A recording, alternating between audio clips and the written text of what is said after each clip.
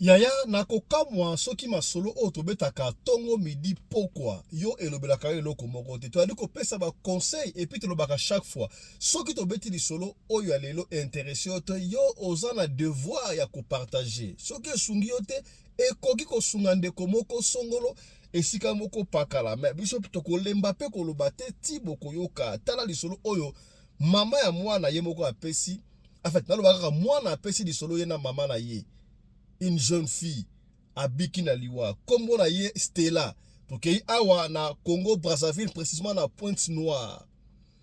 Stella alingi mobali un riche homme, alingi riche homme oyo nanu basalaki mariage te mais abandaki kokende kolala pa na ye akuta na mobali wana nzoka mobali wana ase transformaka na nguma abalukaka nguma na butu po asanza mbongo baninga batwaka nguma ye nzoka nguma wana ezalaka ye moko asanzaka mbongo et Stella azui a flagrant délit et puis si passe ya kosakana te Stella moni ndenge mobali na seko bongo manguma nzambe a sauvé soki te mabato ya certaines personnes o nzambe a permetaka baleka na bitapi moko boye pona bamona grandeur na ye. Stella abiki na liwa lelo bokwa na lisolo ya Stella ndenge ni na moni mobali na ye a balukaka nguma. Stella n'avait que 17 ans à pamba. Bana ngo ba âge ba osala makamba âge ya mike yango liso tokobetela yo lelo awa esalami bongo na Pointe-Noire voilà na quartier Mpita Mpila na Pointe-Noire voilà c'est un peu ça kaka na émission lelo yaya tokotalisa yo tomesana komona balobaka nini ono mibali nde bazolaka basi na bango kisi pona bakangama yaya awa tomoni mwasi azoli mobali na ye kisi yaya mwasi azoli mobali na ye kisi omoni mwasi azoli mobali na ye kisi mobali akangami na mwasi mususu somo ya kosakala te mwasi ali koexplike moko wana tokolanda yango awa na émission ya lelo mwasi azoli mobali na ye kisi mobali akangami na mwasi mususu na kamaradi na ye. Mbote bandeko balandi ya radio loko télévision bisika nyonso tobozwami merci na confiance pe fidélité bozali ko continuer ko pesa programme oyo radio lokole masolo epai wapi chaque fois tokutanaka mpona kosolola makambo zali koleka bongo na communauté na biso africaine mingi biso ba oyo tolobaka lingala soki oyebi ngai merci beaucoup matondo longonia ezonga mboka yo kasi soki mbali boso yo otala biso yeba ke babengaka biso Fiston Pelende tata ya Sedeke les défendeurs de sans voix est-ce que komi c'est que bien yaya partout ko na biso to senga kaloblo biloko moko mibale misato yebi yango déjà yele boso yo o s'abonner soki o s'abonner ko bosana te ko fina cloche ya notification pona orataka ba programme na biso ata soki mukete soki osilisi ko s'abonner ya yeba bongo na ko partager po masolo otobetaka awa ekoki kosunga ote meta yo ko partager e kosunga ndeko moko songolo esika moko pakala est-ce que komi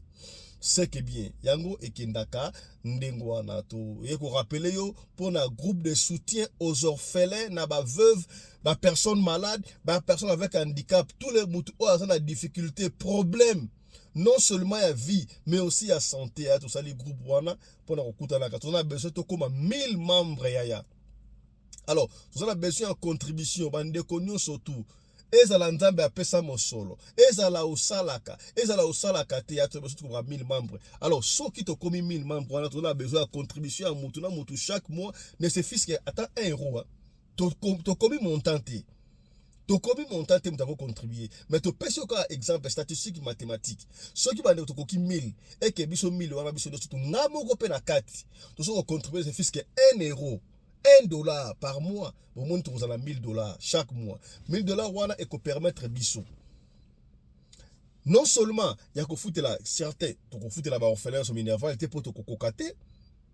Tu consomme la orphelin so kishite to kokate, tu ko pesa veuve ne so tout monga commerce pour to kokate mais ba o to koka to ko sunga mwa mukie. To ko sunga mwa mukie ba oyo possibilité na biso ekotinda alors yo papa mama kokanga mutema te benga biso okota na groupe wana ya soutien ya ba personne démunie yaya nzamba kokanisa yo batiaka nzambe na épreuve na zo kobandela ka chaque fois lelo mama ka benga pa Fiston makambo bi wana batiaka nzamba l'épreuve oza na raison papa Fiston ngana bela maladie etungisaka biso awa tofandaka pendant 2 ans ba coronavirus na bela yango ya makasi na France papa Fiston bato ba perdaka espoir. Mais na bika pour na nini ya papa Fiston pour na malabu on a mandé ko sala tangu na biki leki moko ya ngai ba leki to yeba na ndengo na France abenganga tangu habito na abengo ban nanga ba ebisiye ke na sana coronavirus na sana na ba menga on ba bombo na sonde so ba oxygène abinde ko mwasi wana abimisa biloko nyonso tuna kabela ye o elamba o biscuit o mwambongo nyonso tu aibi yaya na vanda na abimisa biloko nyonso tuna bandi ko rappeler nzambe mutu alinga kufa na pesa nga eloko oyo nzambe na difficulté za nango mutu na pesa nga 100 euros na difficulté oyo sala boy nzambe ku permettre ta kindi papa fisi onga na zonga yango kotisanga mbangu na kupo pour na continuer kosala malamu eya yo c'est la kaka ok n'est pas nganga ok n'est pas pasteur ba escroc o le mbongo ba o bazo ba $2000 ba 3000 ba 1500 ba 500 yaka kokota o soutenir ya kokota nzambe nyongo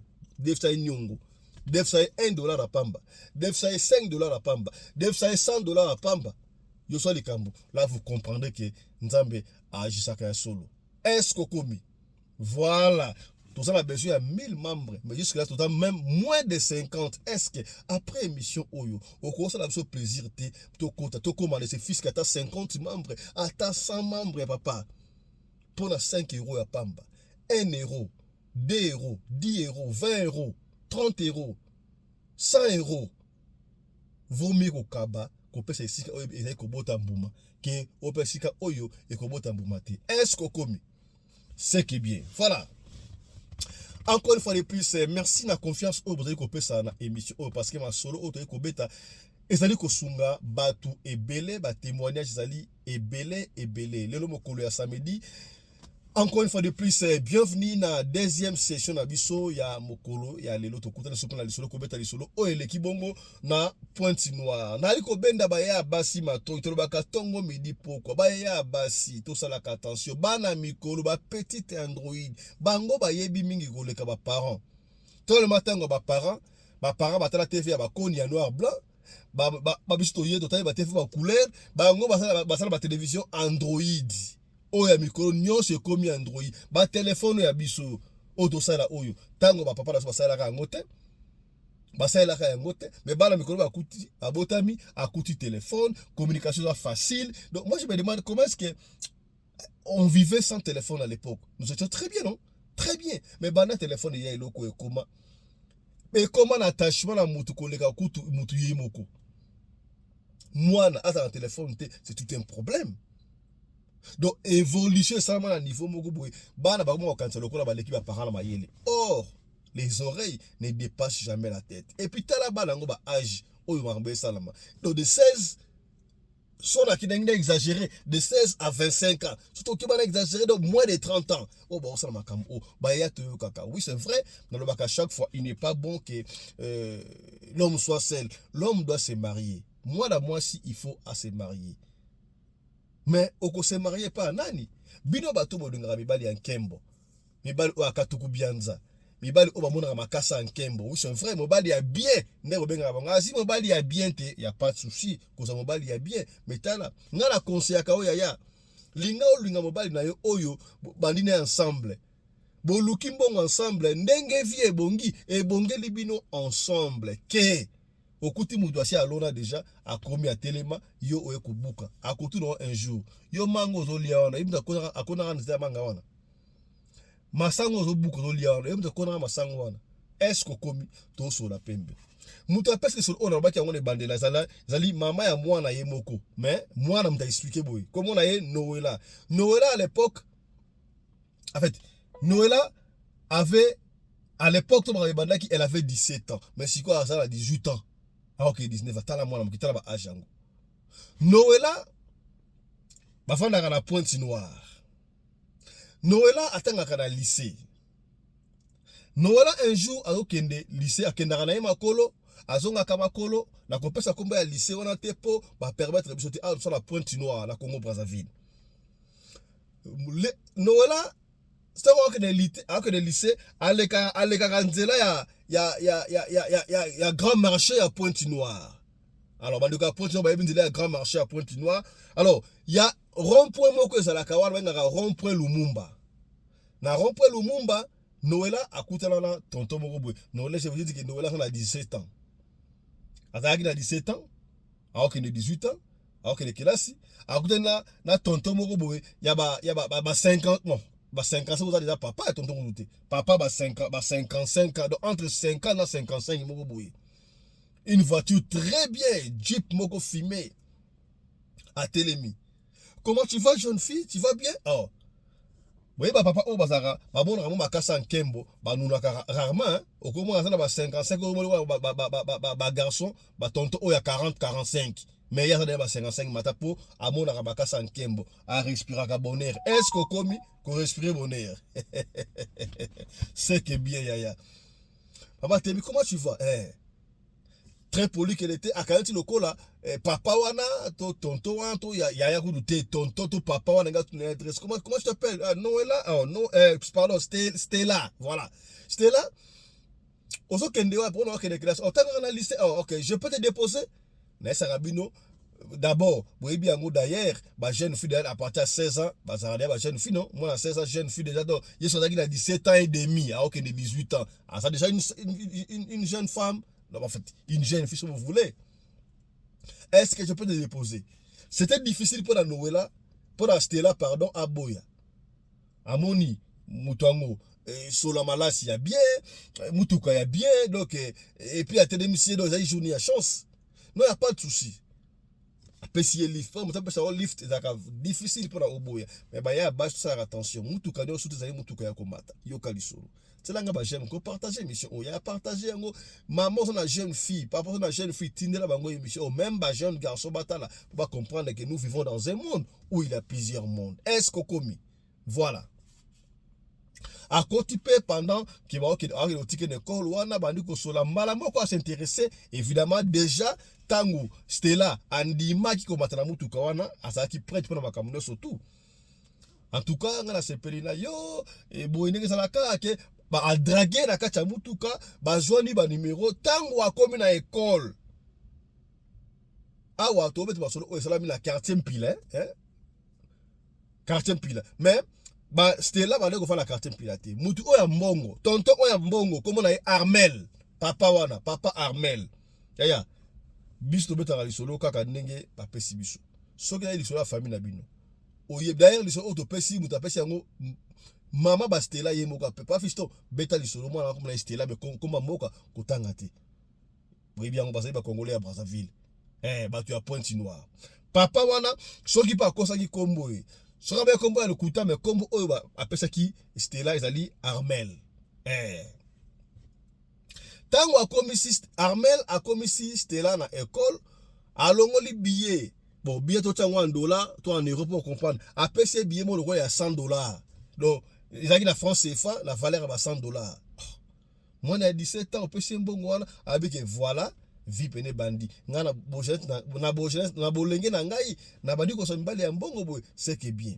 C'était là quand on peine école, ba pesa ni rendez-vous to kuta na secondaire ni to kuta na après école, ya ko zwanga après école. Tonton na pa kei, c'était là pa koti. Tango classe bimi, tonton wana Jeep tellement que déjà et to la Stella. Stella Mati, baki kotika Stella ti avant que la Stella ba leki na ma restaurant moko ya place.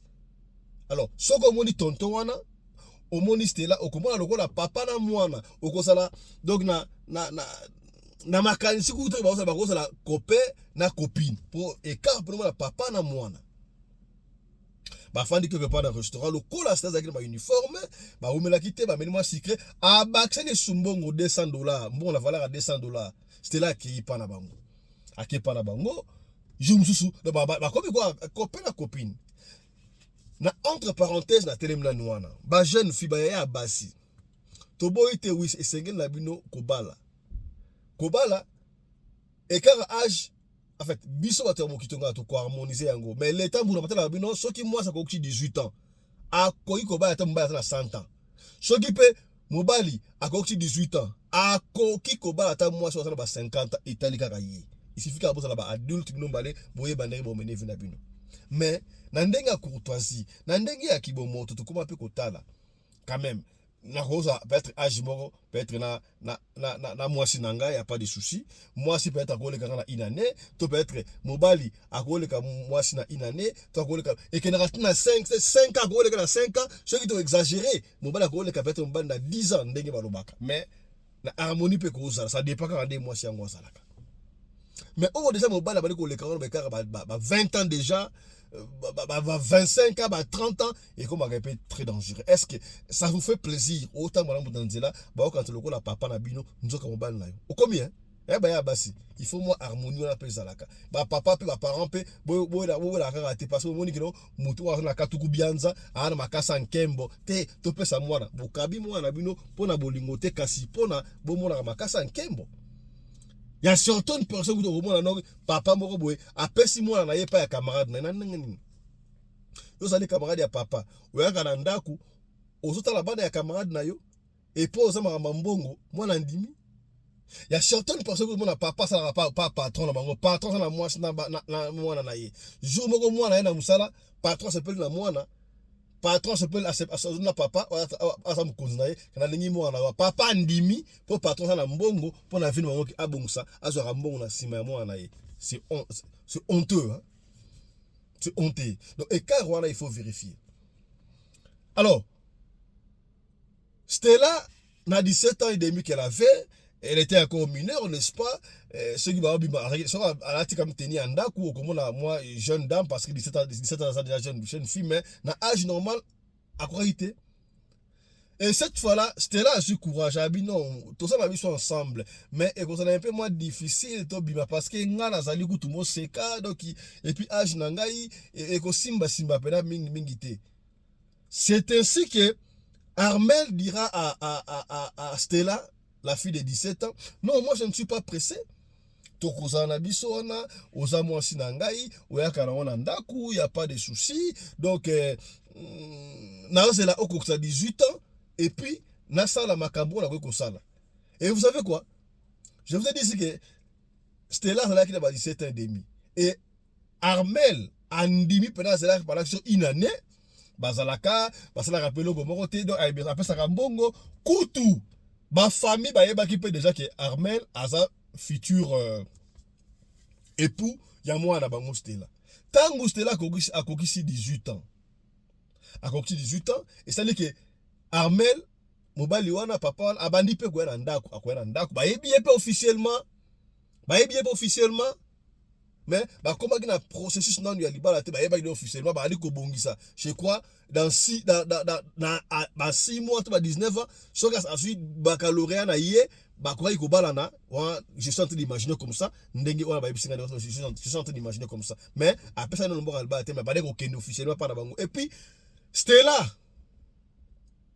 Stella akomaki koya tanga koki 18 ans akomaki koya kolala na ndaku ya Armel ya papa on est à 55 ans moi on est à 18 ans alors que là na ndaku ya papa ya 55 ans et ba parents vous autorisez ça pour na nini katuku bianza makasa nkembo Stella na okende ya mo okende sali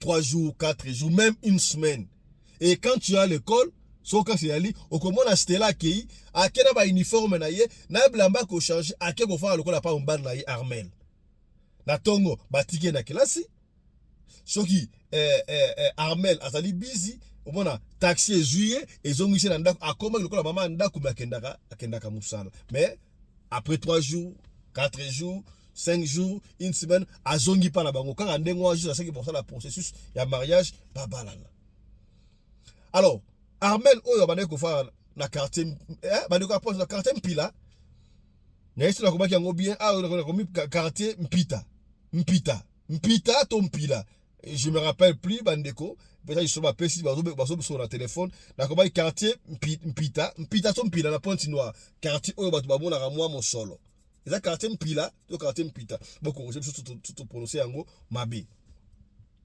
alors un jour c'est tout prévu que Stella a ça 3 jours et pas ya papa wana Armel fiancé naïe et Ici, on peut même pas supposer, c'est automatique. Tant que abandi akola la kuna, c'est-à-dire que bah si ba longola qui mo seka na déjà comment il est officiellement qui mo seka et si le mois qui a 18 ans déjà et atala qui n'a suscité parce que non mon bal ko bala ngai suscité ndengeni o eza conseil pour la bande ko batikali yaya. Est-ce que vous ne pouvez pas imaginer croire un papa il y a 55 ans azana katuku bianza makasa nkembo azana mwana te azana mosité. Il n'y avait pas un problème. Parce que c'est difficile, papa à 55 ans, et à ça mbongo, à ça la vivacité, à ça la moisi, à ça la bana. Soit à qui na bango. Est-ce que au fait histoire te? Yo ko wala ko kotaka mbangu pour l'intérêt ou yo. Au ko wala ko kotaka pour l'intérêt ou yo, il faut toyer baka passer à batu ou to na bango. Est-ce que commis et c'était là n'avait pas fait attention, je crois pour na kawana même ba parents. Ma parents sont la yebi mais ils font semblant pardon pour na makasa nkembo donc parce que exploiter moi là bas sur mbongo et pas moi le kola kaka mama oyo ya mwana ya oyo ce qui c'est mwana ya mama ya moi si ya acha mon photo c'est ça non ba bande moi acha mon photo oyo bina mwana ya moi si na ye alors mama akoma toka isolo non totaka no dia mama oh mama akoma kino mwana atinda ba vidéo ba photo ya lokuta pour acha mon photo atinda ba 50 €.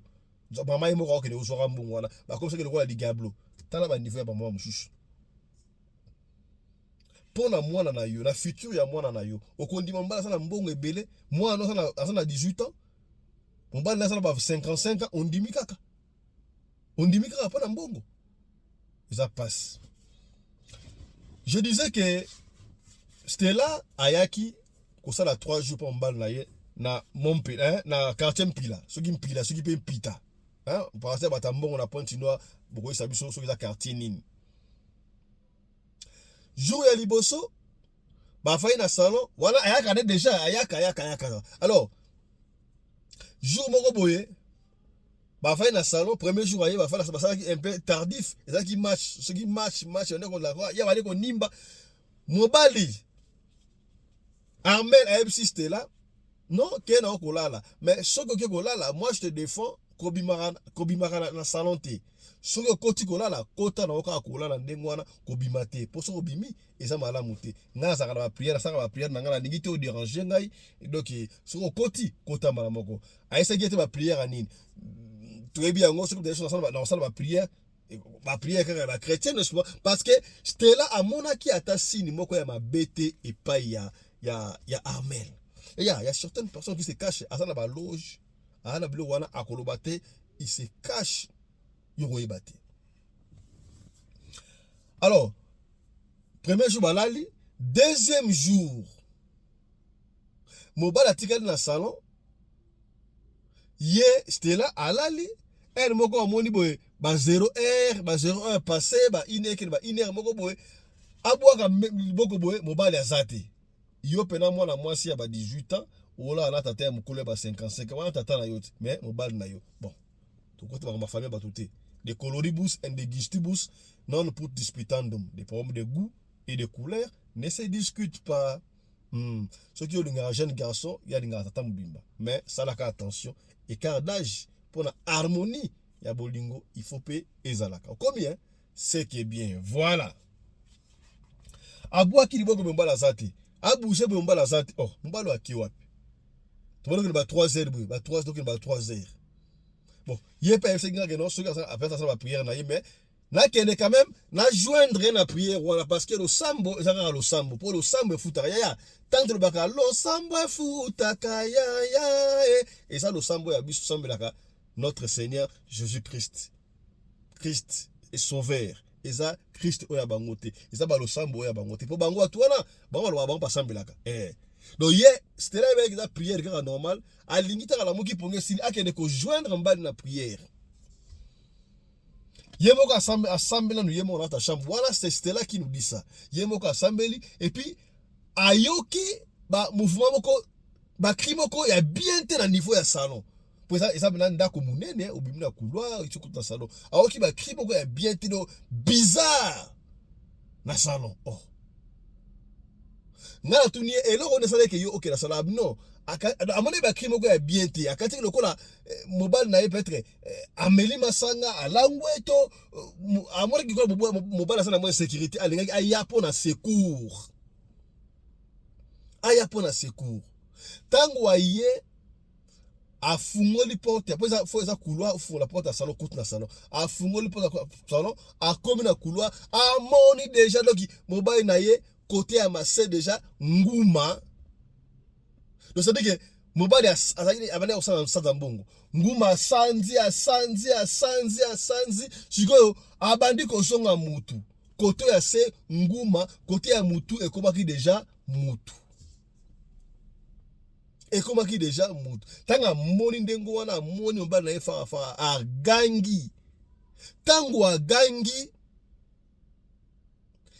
azongi mbangu na couloir abendi porte siko nguma wana donc abandi ko landa ye siko vitesse abi heureusement porte ya cuisine na suka alors porte ya cuisine eza na bantivolte totika ngo polele pona mulungi abo ekota akima kota na cuisine na plonge.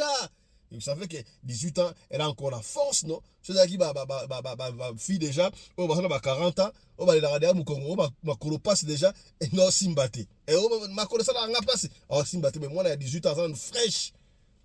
Elle est encore bébé, elle est encore enfant.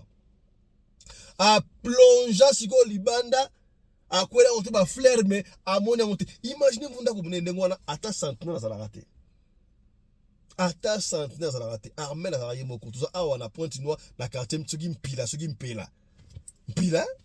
to mpita nga ba ki quartier mpita mais là sur quartier mpita to quartier mpila boko roger biso akima zo ganga afungoli portail ganga makasi ba 3h wana centenaire ba voisin heureusement za ki libanda nini à côté de pas gangi ba voisin ba bimi nini abino mobali na ngai ona saka na yona abaluki nguma azolinga mela ngai c'est vrai nani Armel ba Armel ba tu bandi ko ba tu comprendre répéter comment ya ko sa ndengo wana papa muko ndengo wana asana moi cité bon tant tout le monde écoute yo bandi ko ya tu bo ça va balga bali mwana mukebo mais quand même et ça quand même face à la moi c'est pour mutako sa yebo te pour ma beko ko ya nzoka sa nguma sa ka mbongo allez babenga mbila tango ye mbila koi yaya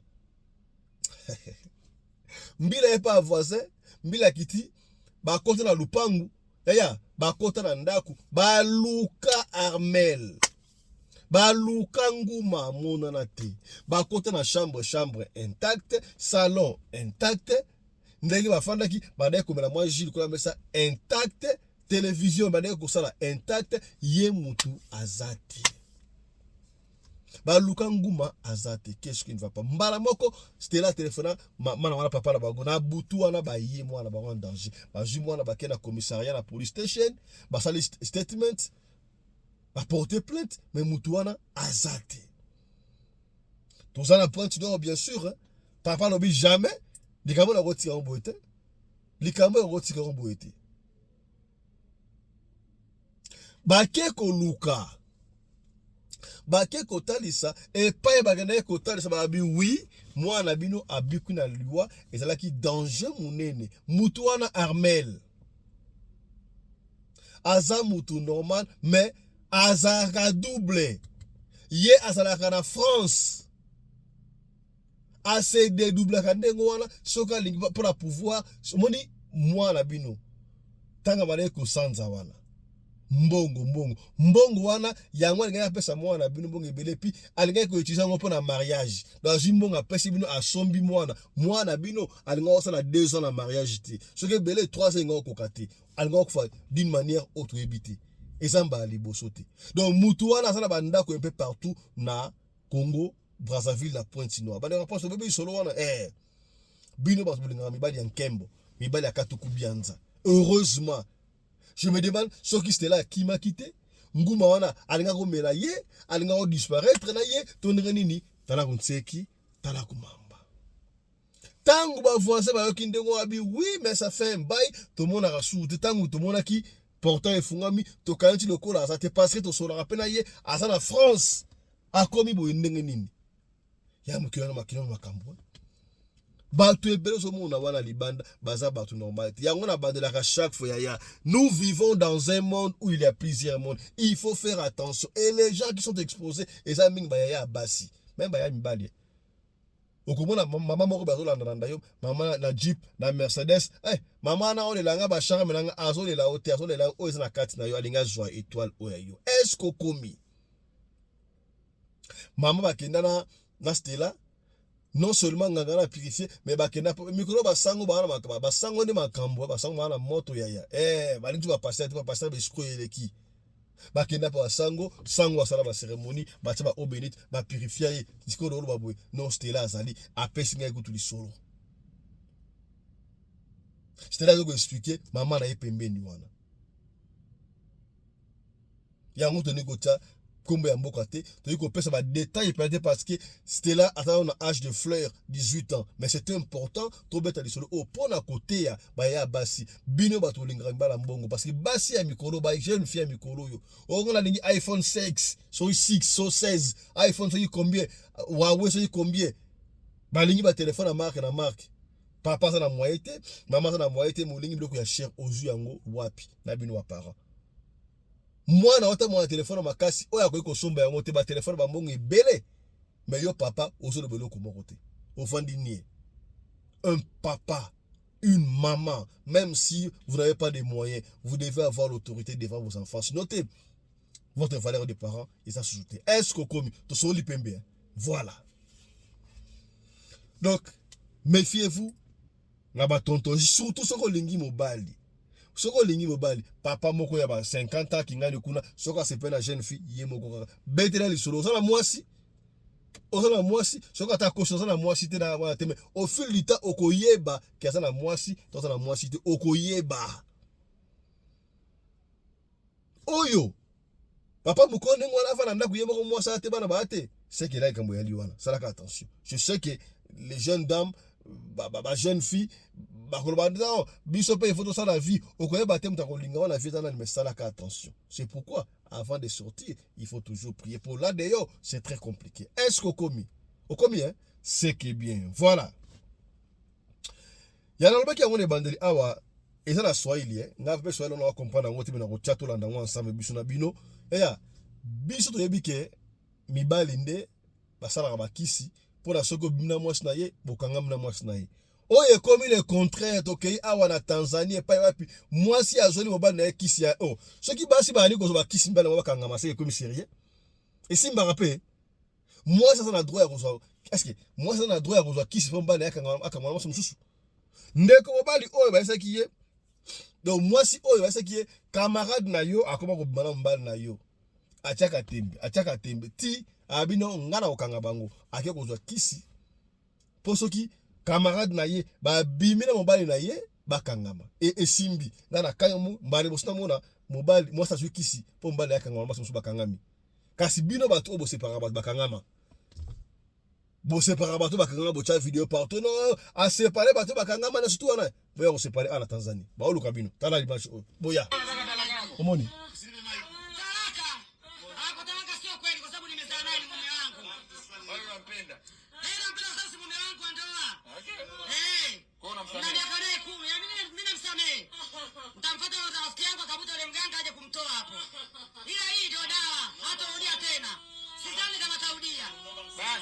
Anasema nakusamehe sasa. Tujibu maswali yetu. Kwa nini akusaliti? Kwa nini umemsaliti mke wako? Ibilisi tu amenijia na nini siku hii na mimi sijajua kama amefanya hivyo. Kwa nini wewe unakosa nini kwa mke wako? Sikosi chochote lakini sasa unajua mtu kuna marage kila siku. Unapodisha marage kama mke wako analaza, si ndivyo? Analaza sisi tumezaa. Unakubaliana nacho? Mimi naona hapana na kwa nini? Naona napenda sana. Mtu usifanye hivyo. Usifanye hivyo na mtu.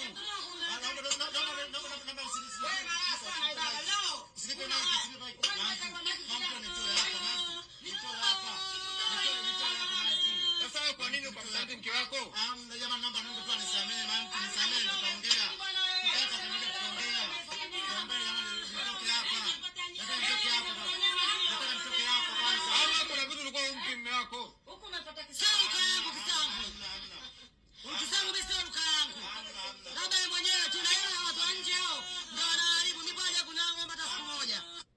Voilà. Donc, sujet du jour, yango wana, moi c'est ko za kisi pona mobali na ye akangama na camarade na ye et salami et kamusinga ye. Donc basi bakomi ko zo ba kisi pona mibali bakangama na basi mususu to ozaki kamoko spécial. Voilà. C'est avec cet élément que nous bouclons deuxième session. Il y a Bisso, il y a Mokolo, il y a Lelo. Merci de nous avoir suivis. Mais comme vous le savez, mesdames, messieurs, on ne peut jamais conclure cette émission sans pour autant vous rappeler que tous adhérés dans le groupe WhatsApp, groupe la Fondation Radio Locale TV, soutien aux veuves et aux orphelins. Soutien à la personne démunie, personne malade. Yaya, Benga Bisso, to koksa 1000 membres dans le groupe Wana. Contribution à yo, atteint à 1 euro. 2 euros, 3 euros et kosunga, veuve moko quelque part, azwa, moi, fond erote katandunda pour aller sakabana na ye. Nalobaki yango ne bandela, ba yiki ba koloba papa fiston, ba veuve, ba orphelin, ba zana ba famille nyo surtout metri, famille nyo surtout so ba veuve na bino, wana ba orphelin na bino me boso kipaka na bango, ba o toko aider awa, ba oyo, ba zana soutien te, ba o ba abandonna bango. Bango to ya secours na bango. Toko sala yango na Afrique du Sud, toko sala yango na Congo Kinshasa, Congo Brazzaville, partout. Na Matadi, na Kisantu, partout. Osadere, yaka kosadere au lieu de 20 euros. Tokenda kalelo dete lelo ma samedi okene mwanganda okobebisa combien? Okobebisa moi 100 euros, 200 euros, concert bobisa combien la concert? 700 euros. Concert ya JB yango la vous raté et ça na misusuté. Mais bato basomi ba forme déjà ba paya ki bilamba ba nyos na komela okomona ça dépasser à 1500 euros pour un concert mukili o ko zalo ko monter ka plaisir mais 100 euros au p 100 euros pour la esunga orphelin mon quelque part 20 euros 2 euros 5 euros pour esunga veuve mon quelque part nzamba ko kanisa yo voilà qui témoignage au chaki liboso n'est-ce pas est-ce que ok c'est qui est bien voilà. Merci de nous avoir suivis, mesdames et messieurs. Yo mutota la biso, so kozala lisolo ya kopesa benga biso, opesa lisolo na yo. Soki obengi biso, ozu biso te komi tungusama te, tikela biso odu ya lisolo na yo toko beta yango, kaka ndengo linto beta yango. Soko lingi, totanga kombo, tokotanga kombo. Soki po boy, totanga kombo te, tokotanga kombo te, biso fonctionnaka ndengo wana. Allez, portez-vous bien. Santé de fer à tous. Hein. Chap chap. Et tchara.